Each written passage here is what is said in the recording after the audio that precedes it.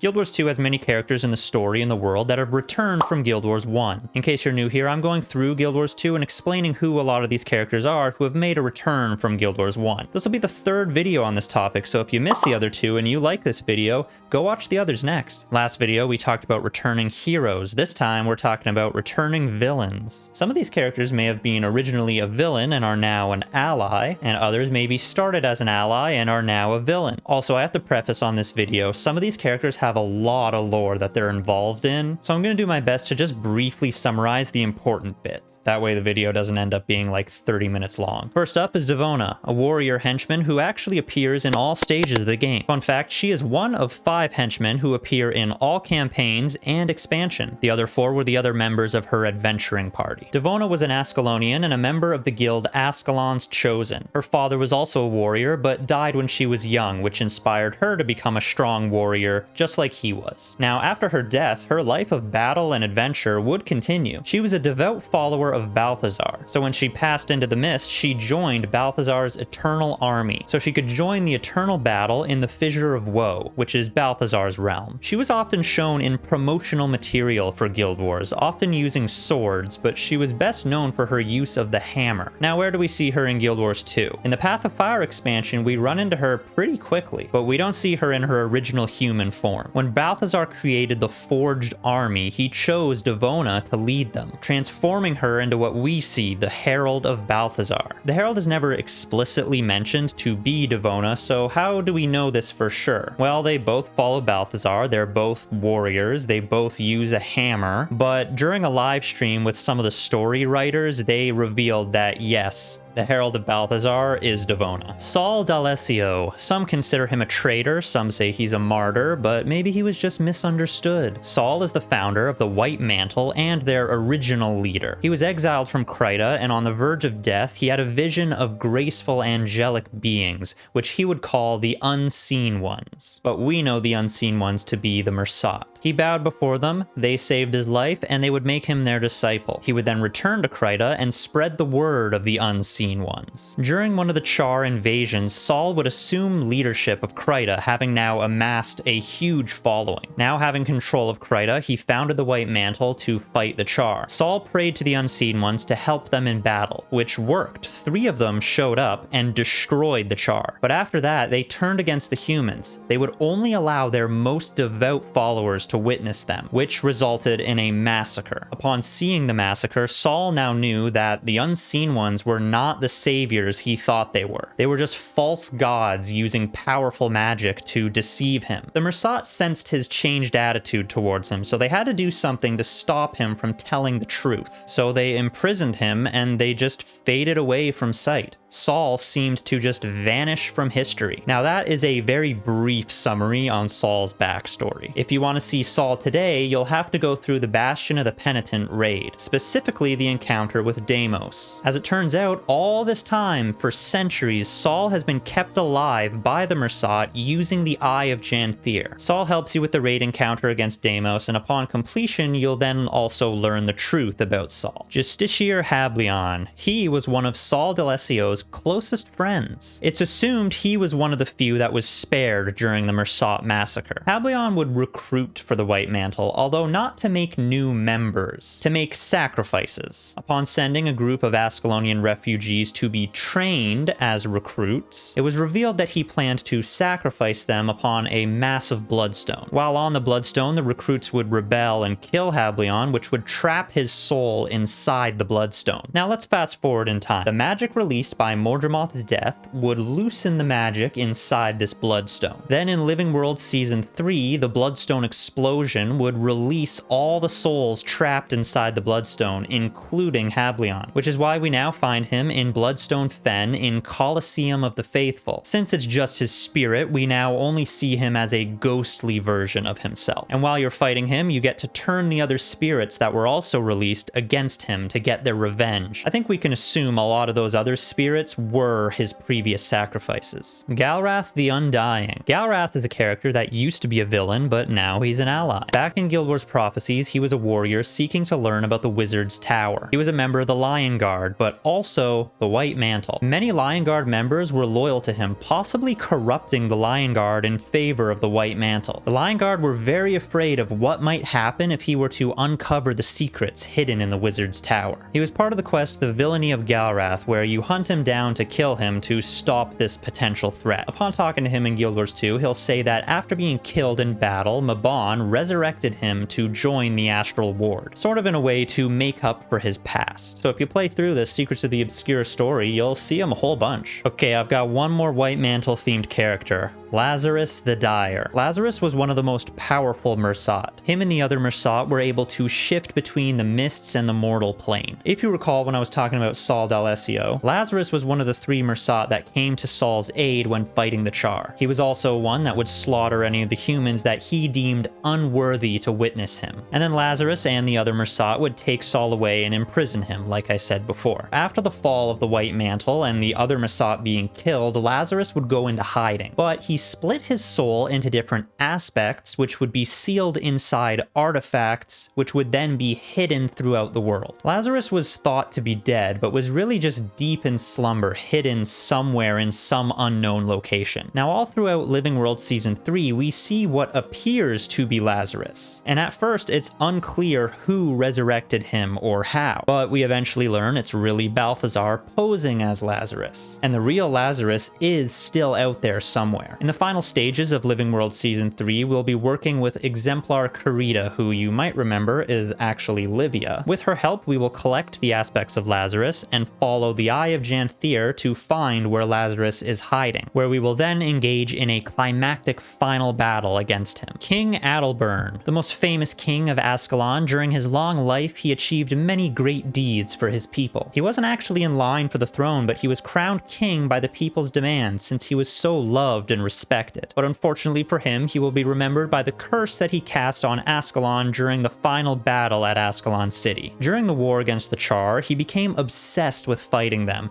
It was all he cared about. He refused to back down, even if it meant more of his soldiers dying, ultimately leading to the fall of Ascalon City. In a desperate attempt to kill the Char invaders, Adalburn would cast a spell over the land called the Foe Fire, which would destroy the city and everyone in it, and any humans caught in the Foe Fire would be transformed into ghosts that would then continue to haunt Ascalon forever. This is why today when you see Adalburn, he's a ghost and he is still stuck in his old ways. You can find him in the Ascalonian Catacombs story mode, where he will try to kill you and your party for trespassing on his land. Now, on the topic of Ascalonian ghosts, we can touch on the other ghosts that are in Ascalonian Catacombs. Specifically, Rowena Stormbringer, Vassar, Asha Blackblood, Master Ranger Nenti, and Warmaster Grast. All of them were present in the Guild Wars Prophecies campaign in the pre-Searing era, and they were all skill trainers for the players. Rowena Stormbringer for Elementalists, Vassar for Mesmers, Asha Blackblood for Necromancers, Master Ranger Nenti for Rangers, obviously, and Warmaster Grast for the Warriors. And story-wise, they were all involved in the last stand at Ascalon City, and they all died in the Foe Fire, which is why they are all ghosts today. In fact, we can even go further with ghost characters. After doing some research for this video, it's pretty safe to say if you ever see a human ghost with an actual name, they are most likely a character from Guild Wars 1. Either that or their name is a pop culture reference of some kind, or maybe they were named after an ArenaNet employee. There's a lot of them, and in most cases they don't really have any lore to speak of. They were just background characters that were present in Guild Wars 1. Finally, we will end with Drakkar, the Herald of Jormag. Not much is known about Drakkar's origins, but we do know that it was somehow trapped inside the ice of Lake Drakkar. While trapped in the ice, it was able to use Jormag's power to whisper thoughts into the minds of those who are nearby, tempting them with offers of power. Most notably, Jorah and Svanir were spoken to by Drakkar. Jorah resisted, but Svanir accepted the power that Drakkar offered. This would corrupt him and turn him into the Norn Bear, an ice-brewed champion of Jormag. Drakkar would turn many other Norn ice-brewed in this same way, which would eventually lead these corrupted Norn to create the Sons of Svanir. Drakkar was responsible for keeping Jormag's power present in the world while Jormag was in slumber. Now today, Drakkar is a major villain in the Ice-Brood Saga storyline, and is the final boss of the Champion of the Ice Dragon meta event. You'll join Javi Jorah's daughter in the Fractured Lake, where you will confront Drakkar and fight him in his lair. So there we have it. There are some returning villain characters that I think are noteworthy. Now, if you do some further research, I'm sure you can find a lot more returning characters. I happen to know there are still more out there. Thank you very much for watching if you made it this far.